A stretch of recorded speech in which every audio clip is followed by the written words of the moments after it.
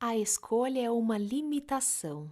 O Dr. Hughlem voou para Austin, Texas, para passar alguns dias comigo em outubro de 2006. Quando o busquei no aeroporto, começamos imediatamente a falar sobre a vida, Deus, programas, limpezas e outras coisas. Ele me perguntou o que andava fazendo naqueles dias. Eu lhe disse que estava muito entusiasmado. Há um filme no qual um dos personagens diz: algumas pessoas estão despertas e elas vivem em um constante estado de assombro e admiração. Estou bem próximo desse estado, disse eu. Tenho mágica, milagres e a vida me deixa animado. Conte-me mais, insistiu ele. Falei sobre o meu novo carro que eu adoro, um carro esporte exótico de luxo. Cada um deles é montado à mão, cada um é assinado pelas pessoas que o fabricaram e cada um recebe um nome. O meu se chama Francine. Eu sabia que o Dr. Hughlem iria apreciar o amor que eu dedico ao carro, bem como o fato de que ele é tratado como uma pessoa viva. Para ele, todas as coisas estão vivas. Falei também a respeito da minha presença no programa de televisão Larry King Live, pelo fato de eu estar no filme O Segredo. Ele queria saber como Larry King era. Eu lhe disse: King é direto, cordial, safo. Gostei dele. Passei então a descrever para o Dr. Hughlem o sucesso dos meus livros. Depois de alguns minutos, ele pôde perceber que eu estava transbordando energia. O que você acha que é diferente agora do que quando você fez o primeiro treinamento de Ho'oponopono? Pensei por um momento e respondi. Parei de querer controlar tudo. Entreguei os pontos. Tudo o que faço agora é purificar, apagar e tentar chegar a zero. Ele deu palmadinhas no meu ombro e sorriu, fixando de certa maneira o momento ao reconhecer o que sentia que era certo para mim. Começamos a caminhar em direção ao meu carro, e depois que demos alguns passos ele parou e me fitou. Você está com andar animado, comentou ele quase deslumbrado. Você está com andar elástico. Bem, estou feliz por vê-lo, repliquei.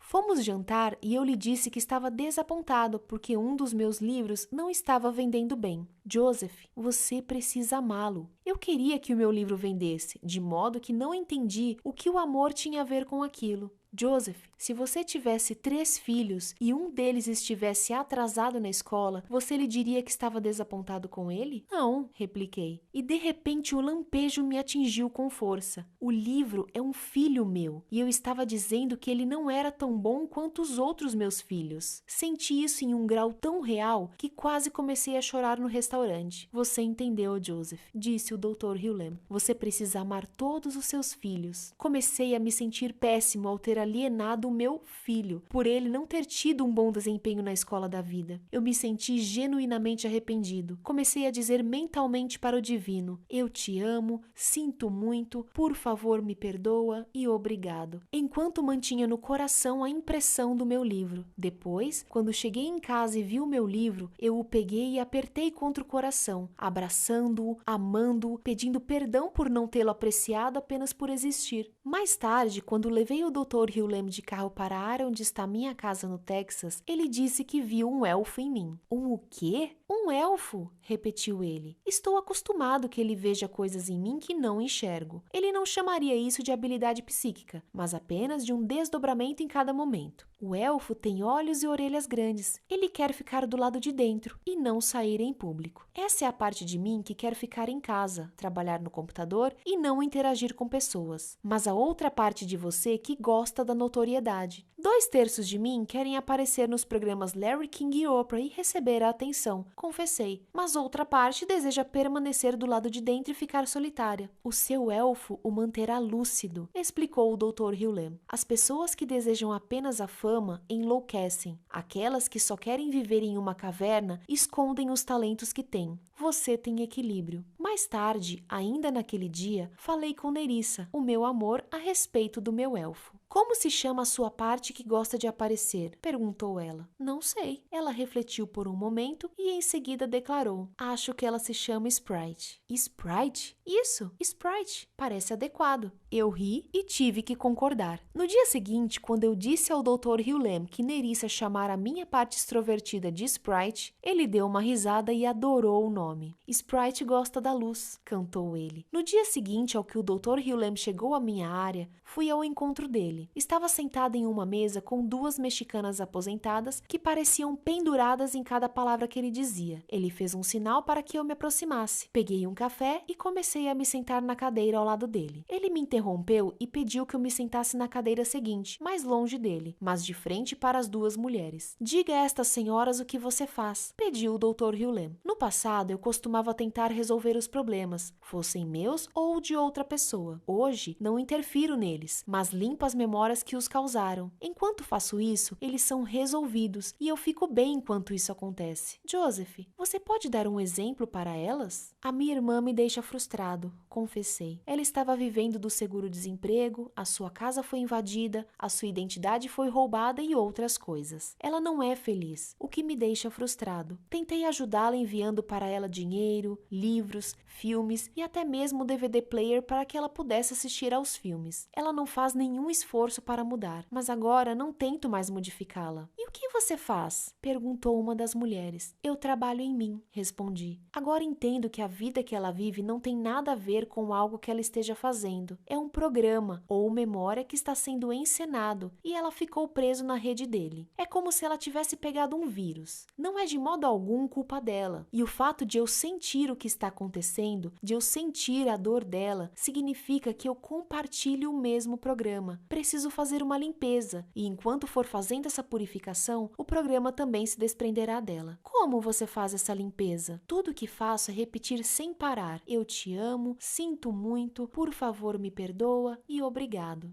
O Dr. Hughlem explicou que a simples frase "eu te amo" contém 3 elementos que podem transformar qualquer coisa. Ele disse que esses elementos são a gratidão, a reverência e a transmutação. Prossegui explicando o que eu achava que estava acontecendo. As frases que eu pronuncio são como palavras mágicas que abrem o fecho do segredo do universo. Quando recito as frases, que emergem como um poema, estou me abrindo para que o divino me purifique e apague todos os programas que me impedem de estar aqui agora. O Dr. Hughlem disse que gostava da maneira como eu descrevi o método de limpeza do Ho'oponopono. Dizer que uma pessoa pegou um vírus é perfeito, comentou ele. É um programa que está no mundo e nós o pegamos.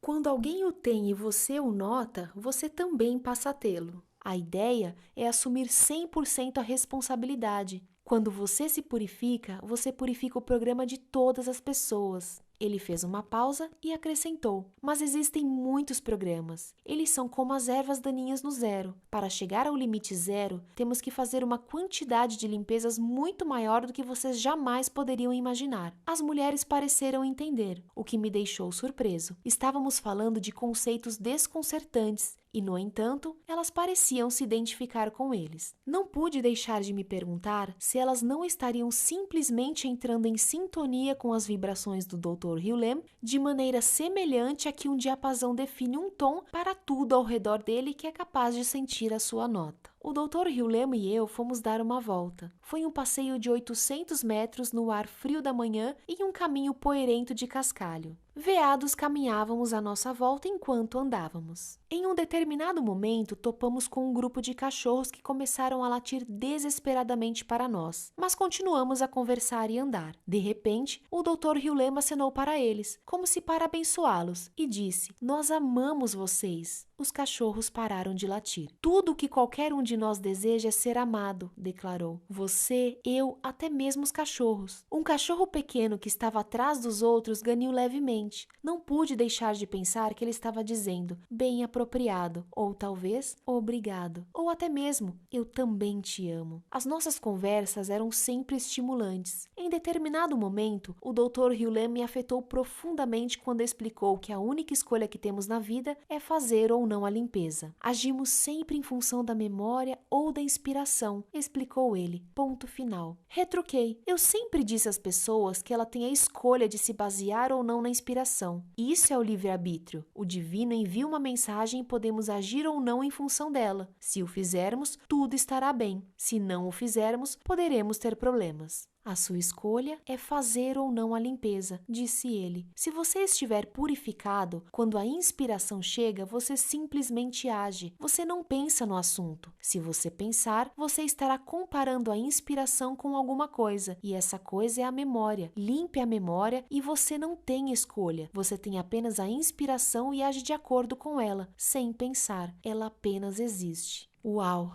Esse discernimento realmente me abalou. Eu me senti mal pelo fato de já ter escrito e dito que a escolha é o livre-arbítrio, quando agora aprendi que o livre-arbítrio significa que ainda estamos emperrados na memória. Quando estamos no estado zero, não existe limite. Só fazemos o que existe para fazermos. Ponto final. É como se fizéssemos parte de uma grande sinfonia, explicou o Dr. Hughlem. Cada um de nós toca um instrumento. Eu também toco um. Os seus leitores tocam os deles. Nenhum é igual ao outro. Para que o concerto seja tocado e todos o apreciem, eles precisam tocar o instrumento deles e não o de outra pessoa. Nós nos metemos em apuros quando não pegamos o nosso instrumento ou achamos que o de outra pessoa é melhor. Isso é a memória. Comecei a perceber que o concerto tem ajudantes de palco, promotores e a equipe da limpeza. Todo mundo tem um papel. Também refleti a respeito das diferentes pessoas que conheci, que pareciam desconhecer totalmente o seu método individual de sucesso. Tomemos James Caan, por exemplo, o famoso ator do filme O Poderoso Chefão e da série Las Vegas de televisão. Estive pessoalmente com ele várias vezes. O seu estrelato é um mistério tanto para ele quanto para mim ou para você. Ele é um ator brilhante, até mesmo lendário. No entanto, tudo o que ele está fazendo é ser ele mesmo. Ele está desempenhando o seu papel no roteiro do universo. O mesmo poderia ser dito a meu respeito. Algumas pessoas que me conhecem agem como se eu fosse uma espécie de guru. Se elas me viram no filme O Segredo ou leram um dos meus livros, especialmente The Attractor Factor, acham que eu estou conectado a um canal de comunicação direto com Deus. A verdade é que estou apenas tocando o meu instrumento no concerto da vida. Quando você desempenha o seu papel e eu desempenho o meu, o mundo funciona. Os problemas surgem quando você tenta ser eu e eu tento ser você. Quem definiu todos esses papéis? Perguntei ao Dr. Hughlem. A divindade, respondeu ele. 0. Quando isso foi definido? Muito antes de você e eu termos surgido, até mesmo como uma ameba. Isso significa que o livre-arbítrio simplesmente não existe? Que estamos apenas emperrados nos nossos papéis? Você tem absoluto livre-arbítrio, respondeu o Dr. Hughlem. Você cria enquanto respira, mas para viver a partir do 0, você precisa abandonar todas as memórias para estar nesse ponto. Devo admitir que não compreendi completamente tudo isso, mas a parte que eu entendi era que a minha função é tocar o meu instrumento. Se eu tocá-lo, serei então uma peça do quebra-cabeça da vida que encontrou o seu lugar. Mas, se eu tentar me encaixar em outra área do tabuleiro, isso não vai ser possível e a imagem ficará incorreta. A sua mente consciente tentará compreender tudo isso, esclareceu o Dr. Hughlem, mas a sua mente consciente percebe apenas 15 informações, enquanto 15 milhões delas têm lugar o tempo todo. A sua mente consciente não tem a menor ideia do que está acontecendo. Essa não foi uma declaração muito confortante, pelo menos não para a minha mente consciente. Como mencionei anteriormente, ministrei certa vez um seminário que se chamou The Secret of Money. Eu disse a todos os presentes que eles teriam dinheiro se fizessem uma limpeza. Se eles estavam duros, é porque não estavam purificados. Contei ao Dr. Hughlem o que tinha feito, e ele concordou.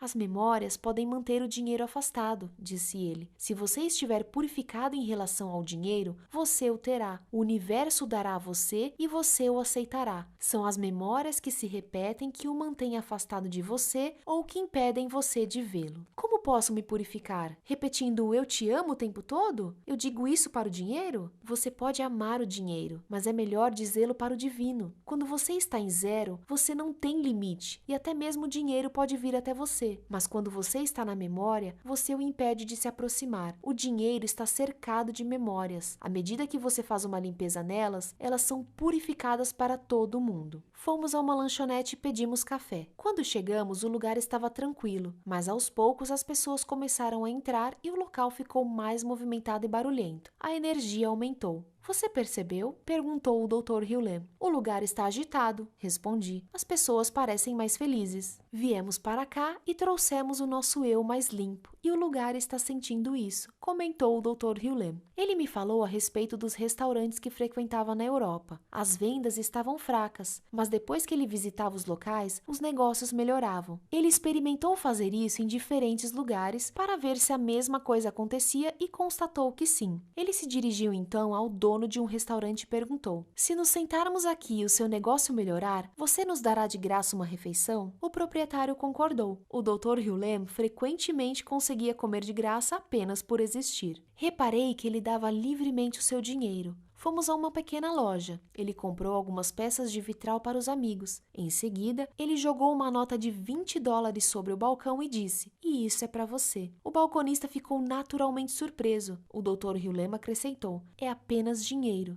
Mais tarde, em um restaurante, dei uma gorjeta enorme para a garçonete. Ela ficou olhando boquiaberta. "Não posso aceitar isso", retrucou ela. "Claro que pode", repliquei. Mais tarde ainda, tive a ideia de lançar um produto que tive certeza que iria me fazer ganhar muito dinheiro. O Dr. Hewlett ressaltou o seguinte: "O universo recompensou a sua generosidade. Você deu, de modo que ele está retribuindo. Ele lhe ofereceu essa inspiração. Se você não tivesse sido generoso, ele não o estaria sendo agora." E ali estava o verdadeiro segredo do dinheiro. Nós, americanos, nos esquecemos de que isso está escrito no nosso dinheiro. Em Deus confiamos, comentou o Dr. Hewlett. Nós imprimimos a frase, mas não acreditamos nela. Em determinado momento, o Dr. Hewlett me perguntou a respeito da empresa de produtos alimentícios que eu criara com um médico e um nutricionista. Nós a criamos para comercializar um produto natural para baixar o colesterol que chamamos de Cardio Secret. O Dr. Hewlett tinha conversado comigo havia algum tempo a respeito do nome do produto e da natureza da empresa. Ele estava curioso para saber como as coisas estavam indo. "Na verdade, as coisas estão em suspenso no momento", respondi. "Contratei um advogado para examinar o nosso site e as nossas embalagens, e estamos esperando um contato dele. No entanto, por ter trabalhado com esse produto, tive a ideia de produzir outro ainda mais interessante, uma coisa que eu chamo de Fit a Rita." Prossegui explicando que Fit a Rita é uma mistura natural de margarita. Obtive a ideia de fabricá-la certa vez em que tinha saído para beber com amigos. Eu estava participando de mais um concurso de fisiculturismo na ocasião, de modo que tomar uma margarita era uma coisa rara e especial para mim.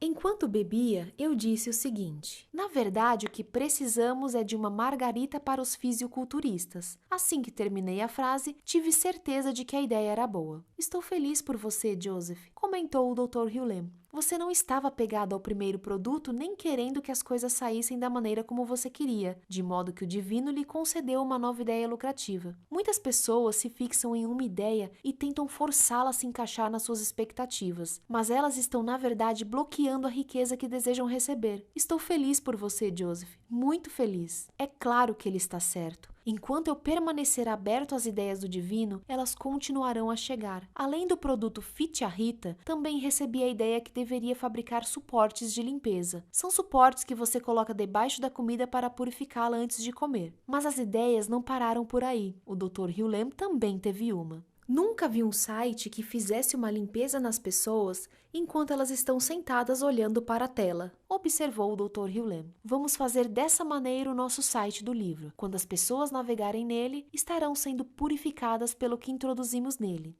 Fizemos exatamente isso também. Não existe um fim para a quantidade de ideias e dinheiro que você pode receber quando abandona sua necessidade e deixa que tudo venha para você. O segredo, como sempre, é apenas continuar a purificar, purificar, purificar. "O que os terapeutas devem fazer quando atendem os clientes?" Perguntei, desejoso de investigar métodos específicos para ajudar a curar as pessoas. "Simplesmente amá-las", respondeu o Dr. Hewlett. "Mas e se uma pessoa nos procura porque estava traumatizada em algum momento e ainda não conseguiu superar o problema?" Perguntei com a intenção de encurralar o Dr. Hewlett e obrigá-lo a me fornecer um método que eu pudesse utilizar. "Tudo o que as pessoas desejam é ser amadas", replicou ele. "Não é o que você quer? O que você diz é irrelevante, desde que você ame a pessoa." Então eu poderia ser junguiano, freudiano, reikiano ou qualquer outra coisa? Isso não tem importância, enfatizou o Dr. Hewlett. O que interessa é que você ame a pessoa porque ela é uma parte de você, e o fato de você amá-la ajudará a apagar, limpar e purificar o programa que foi ativado na vida dela. Eu não estava conformado com aquela resposta, embora entendesse o que ele estava querendo dizer. Mas e se uma pessoa for comprovadamente maluca? Uma mulher considerada esquizofrênica me procurou certa vez, começou ele. Pedi a ela que me contasse a sua história. É importante que você entenda que o verdadeiro problema não tem nada a ver com que essa pessoa ou qualquer outra me conte. A história delas é a maneira como elas conscientemente interpretam os eventos. O que está realmente acontecendo não está ao alcance da consciência delas. No entanto, o ponto de partida é ouvir a história. O que ela disse? Ela contou a sua história e eu ouvi. Enquanto ela falava, eu repetia mentalmente sem cessar para o divino: eu te amo, confiante de que o que precisava ser purificado seria purificado. Em determinado momento, ela me disse o nome todo dela, que era um daqueles nomes escritos com um hífen. O nome dividido cria uma personalidade dividida. Ela precisava assumir o seu nome de nascimento. Você pediu a ela que mudasse legalmente de nome? Ela não precisou chegar a esse ponto, explicou o Dr. Hewlett. Ao dizer a si mesmo seu nome em uma única palavra, ela começou a relaxar e se sentir completa novamente. Mas o que fez a diferença para ela? A mudança de nome ou você dizer eu te amo?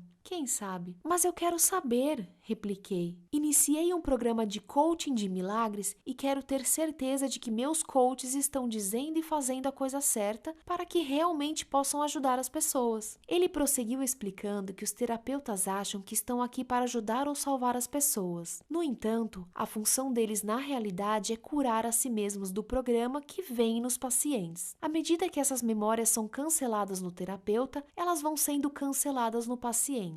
Não importa o que você ou seus coaches possam dizer ou fazer, desde que continuem a amar a pessoa com quem estão, explicou ele novamente. Lembre-se de que a pessoa que você vê no espelho é você. Você compartilha a experiência dela. Faça uma limpeza no programa compartilhado e vocês dois ficarão bem. Mas como? Eu te amo, respondeu o Dr. Hewlett. Estou começando a sentir um tema aqui. Venho tentando descobrir como o mundo funciona desde que eu tinha idade suficiente para ler livros infantis e depois histórias em quadrinhos. Super-Homem, The Flash eram fáceis de entender. Hoje, preciso lidar com a ciência, a religião, a psicologia e a filosofia, bem como as minhas próprias divagações mentais. Quando acho que estou conseguindo lidar com as coisas, surge outro livro para perturbar a minha visão de mundo. Dessa vez eu estava lendo A Consciência Fala, quando comecei a ter dor de cabeça. Se eu tivesse que resumir a mensagem do livro nas palavras de um homem confuso por estar lendo-o, eu diria que nada que fazemos tem origem no livre-arbítrio.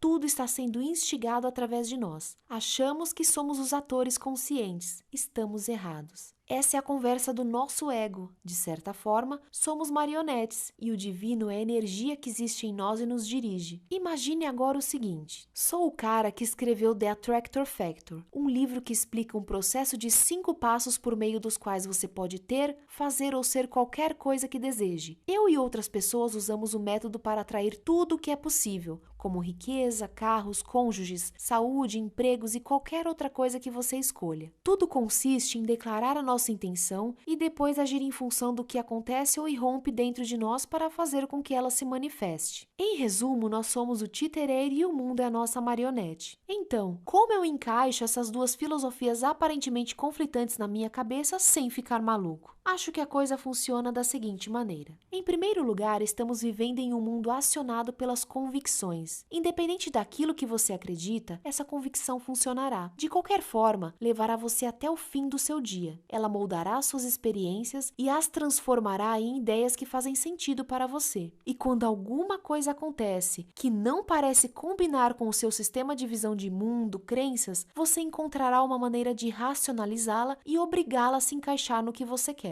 Ou então, você toma um tranquilizante. Em segundo lugar, não consigo deixar de me perguntar se as duas filosofias estão certas. Nós somos a marionete e o titereiro, mas isso só funciona quando desimpedimos o nosso próprio caminho. É a nossa mente que nos faz beber demais, comer demais, nos divertir, roubar, mentir e até mesmo passar tempo demais nos preocupando com a maneira como o mundo funciona. A nossa mente atrapalha o fluxo natural das coisas. A nossa mente sabe que está condenada e não consegue suportar essa ideia, de modo que constrói vícios que fazem com que ela se sinta bem e que podem ajudá-la a sobreviver. Na realidade, seja lá o que isso for, a sua mente é a interferência que impede que você experimente a bem-aventurança deste momento. Se é este o caso, então todas as técnicas de purificação que menciono no terceiro passo em The Attractor Factor estão presentes para ajudá-lo a retirar a interferência do plano divino. Por exemplo, quando você usa um método como a técnica da liberdade emocional, a abordagem de expulsar aos poucos as dificuldades da vida, você dissolve os problemas que o estão perturbando. Mas e depois? O que acontece? Depois você toma uma medida positiva. Bem, você não ia tomar essa medida positiva de qualquer maneira? Não foi por esse motivo que você soube que havia um problema para início de conversa? Em outras palavras, a cutucada para que você entrasse em ação foi enviada para você pelo divino, e a ansiedade que você sentiu em relação à ação foi a interferência. Elimine a interferência e você voltará a ser um só com o divino, o que significa que você é novamente a marionete e o titereiro. Vou então tentar resumir o que faz sentido para mim, pelo menos hoje. Você chegou ao mundo com um dom. Você pode saber de imediato qual ele é ou não. Você pode nem mesmo saber agora qual dom é esse. Em algum momento você o sentirá dentro de você. A sua mente irá avaliá-lo. Se ela considerá-lo nocivo, você irá procurar a terapia, ou métodos, drogas ou vícios para lidar com ele, escondê-lo, resolvê-lo, libertá-lo ou aceitá-lo. Mas depois que você remover essa interferência que o está impedindo de agir em função do seu dom, você agirá de acordo com ele. Em resumo, você será a marionete do divino, mas será o titereiro da sua vida. A escolha é seguir ou não a corrente. Isso é o livre-arbítrio. Algumas pessoas o chamam de livre não-arbítrio, porque a sua verdadeira decisão é agir ou não em função ao impulso. Mesmo o grande apresentador e profissional de marketing Barnum, a respeito de quem escrevi no meu livro, sabia disso. Ele entrou em ação, fez as coisas em grande escala, mas ele estava sempre obedecendo a uma ordem mais elevada. A sua lápide exibe a seguinte frase: que seja feita a tua vontade, não a minha. Ele agia em função das suas ideias sem interferência da mente e deixava que os resultados fossem o que fossem, confiante de que tudo fazia parte de uma realidade mais abrangente. Ele era capaz de entregar os pontos enquanto agia. E esse é o quinto passo do meu livro The Attractor Factor. Hoje eu entendi o mundo, eu acho. Amanhã não tenho tanta certeza. Sinto saudade das histórias em quadrinhos. Todo mundo tem um dom, comentou o Dr. Hugh Lehman em um dos nossos passeios. E Tiger Woods? Perguntei sabendo a resposta, mas querendo fazer uma pergunta mais profunda. Ele está desempenhando o seu papel no drama divino. Mas e quando ele começar a ensinar outras pessoas a jogar golfe? Ele nunca será bem-sucedido, afirmou o Dr. Hugh Lehman. O papel dele é jogar golfe e não ensinar os outros a jogar golfe. Esse é o papel de outra pessoa. Cada um de nós tem a sua função. Até mesmo o porteiro? Claro! Existem porteiros e lixeiros que adoram o que fazem, retrucou ele. Você não pensa assim porque está imaginando como seria desempenhar a função deles, mas eles tampouco são capazes de desempenhar a sua. A ideia é não resistir ao seu papel. Eu poderia desejar ser um compositor, um ator, um fisiculturista ou um escritor, e talvez pudesse até mesmo me tornar muito competente em compor músicas, em representar, em me exercitar ou em escrever romances. Mas o meu papel é o de inspirador. Escrevo livros para despertar as pessoas, ou, para ser mais exato, para despertar a mim mesmo. À medida que eu me desperto, desperto você.